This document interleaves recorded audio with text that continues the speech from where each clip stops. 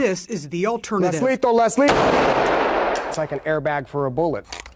It looks like a toy that attaches to a real gun, but it is nothing to play with. Less lethal. The new device is intended to give a suspect one last chance to live. Put the knife down, sir. When police decide the situation is dangerous enough to use lethal force. Less lethal, less lethal. Bang. It's actually created by a retired sheriff officer, and he did not like the fact that people were being shot when the officers do have time, but they had no other option in lethal force.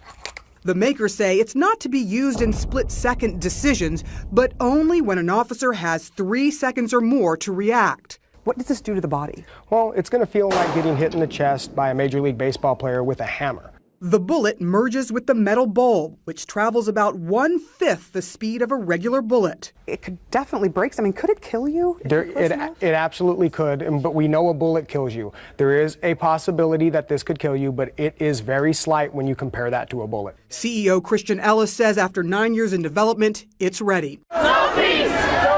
It comes as police across the country face intense scrutiny and protest over the killings of unarmed suspects. So far, there is only one police department in America that has decided to test the device. Ferguson, Missouri. Yes, that Ferguson. The department that became the catalyst for nationwide protests against police tactics after its officer shot to death unarmed teenager Michael Brown. Why is Ferguson looking at this device? This is something that we just happened to run across, especially considering the outcry about saving lives, even lives of people that you're trying to apprehend. That this might be something that was worth looking into. But some former law enforcement officers have huge reservations about it, saying it could do more harm than good, especially to officers. These situations escalate virtually instantaneously.